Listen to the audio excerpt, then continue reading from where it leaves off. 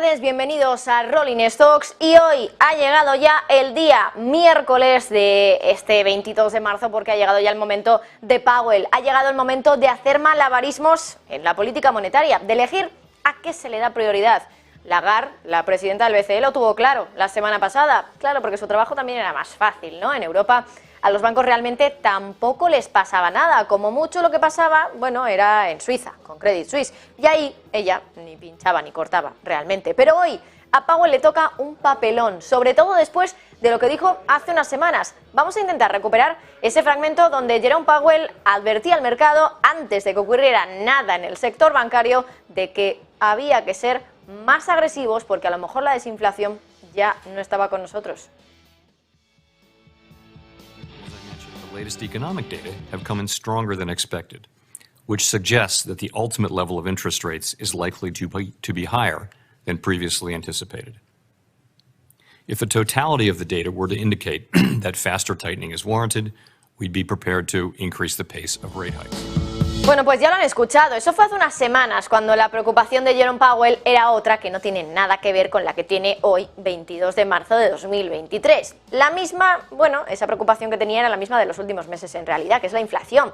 El dato de inflación PCE, entonces, el dato que conocimos hace unas semanas, que por cierto ya saben que es el que tanto le gusta a la Reserva Federal, que es su favorito para ver exactamente o tener algo de sensibilidad respecto a lo que está pasando en la inflación, ese dato había salido mal, había subido y había hecho pensar al mercado y también al propio Powell que hablar abiertamente de desinflación, igual que lo hizo a principios de este año, había sido un error.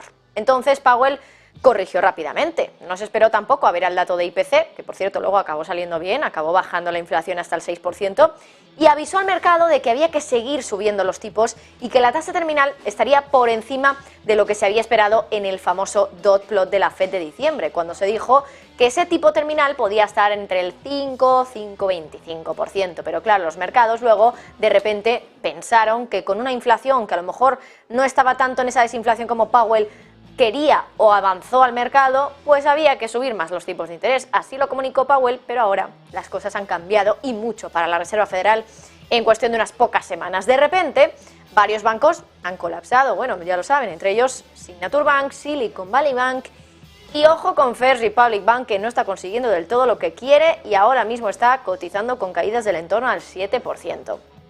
Y aunque es cierto que a priori no son bancos grandes, no son bancos sistémicos, lo venimos diciendo estos días, sus caídas se han convertido en dos de las más grandes en la historia de Estados Unidos. Y en gran parte, insisto, la culpa de ese colapso bancario es de la Reserva Federal y de la subida de tipos histórica que ha hecho que los precios de los bonos se hayan desplomado y que por lo tanto se hayan disparado las pérdidas no realizadas de los bancos. Recuerden ustedes, ¿qué es eso de las pérdidas no realizadas? Bueno, los bancos muchas veces, o en general, las entidades también de inversión, compran bonos con la idea de ir a vencimiento con ellos. Es decir, que da igual que el precio suba o el precio baje.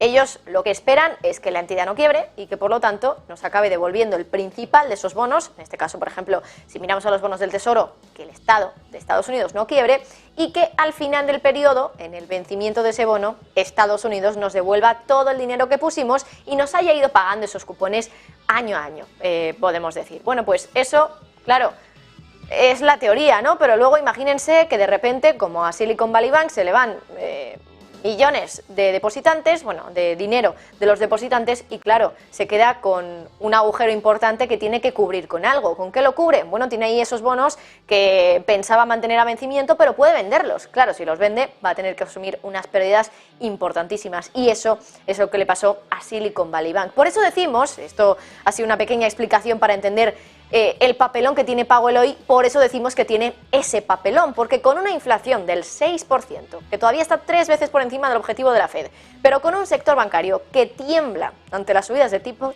y este es el motivo realmente de lo que ha pasado, uno de los motivos de lo que ha pasado con Silicon Valley Bank y con Signature Bank, claro, a Powell se le abre ahora una gran incógnita, que es ¿y ahora qué? ¿Qué es lo que hay que hacer ahora mismo? Bueno, fíjense en el bono de Estados Unidos a 2 años, que ya saben que es el que más sensibilidad tiene a la política monetaria del Banco Central Europeo. Parece que el mercado lo tiene claro y no hay más que ver ese movimiento de los tipos, de los rendimientos de los bonos a 2 años en Estados Unidos. Esa rentabilidad ha pasado en solo unos días desde el 5 hasta el 3,7, luego ha subido un poquito más, ahora está cotizando en el entorno del 4,2 más o menos, pero bueno, es que ya pueden ver el movimiento tan elevado que ha tenido esta rentabilidad de los bonos. Unos bonos que sí se mueven, pero claro, recuerden que son los bonos de uno de los países, en teoría, que los inversores consideran más seguros a la hora de pagar y cumplir con sus obligaciones. Bueno, el mercado hoy da casi un 90% de probabilidad a que la Fed suba los tipos en 25 puntos básicos esta tarde, es decir, no subida de tipos, pausa en la subida de tipos, sino más bien una subida, pero no esa subida tan dura como avanzó Jerome Powell pues hace unas semanas, cuando parecía que intentaba advertir al mercado de que la subida de tipos que iba a producirse en la reunión de hoy iba a ser de 50 puntos. Pero hoy Powell además va a tener también sobre sus hombros el peso de uno de sus ex colegas. Hace unos días Kevin Walsh, el gobernador de la Fed de 2006 hasta 2011, escribió un artículo en Wall Street Journal especialmente duro con Jerome Powell, con el presidente de la Fed. Y empieza con un mensaje bastante claro que Powell tuvo en cuenta, sí, pero quizá demasiado tarde. Dice que nada es tan caro como el dinero gratis. Y dinero gratis hemos tenido para aburrir en Estados Unidos. Recuerden que hemos estado más de una década con los tipos al 0%, es decir, dinero gratis. Y dice Kevin Walsh que no hay nada más caro que tener el dinero gratis. ¿Por qué? Bueno, por una cuestión muy simple, ya lo saben, inflación. Cuando tenemos una facilidad tan abismal, desde luego, de conseguir dinero, pues lo pedimos prestado, obviamente, porque apenas vamos a tener que pagar realmente intereses por ello. Así que, bueno, pues nos dice que es muy caro tener ese dinero gratis y lo hemos tenido para rato en Estados Unidos y, bueno, en el mundo en general. Dice que los costes de la política de tipos cero, esto Kevin Walsh, en la Fed, se está multiplicando y habla también, por ejemplo, de la mala asignación del capital, del aumento en los precios de los activos más arriesgados y menos productivos. Y ya no solo eso, dice que esos tipos tan bajos que han servido para que el Estado se atiborre de deuda solo han hecho que colocar al país en una trayectoria fiscal insostenible.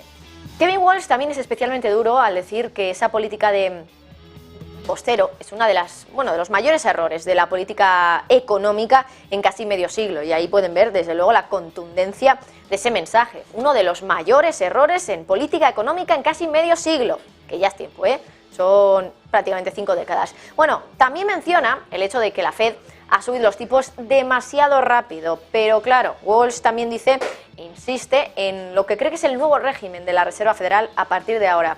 Tipos cero y compras masivas de bonos. Y bueno, esto último lo estamos viendo. Cuando parecía que la Fed estaba empezando a reducir el balance, algo ha ocurrido, crisis financiera, y ha tenido de nuevo que inyectar liquidez. Y con esto nos vamos ya a la segunda clave de la jornada. Una clave que nos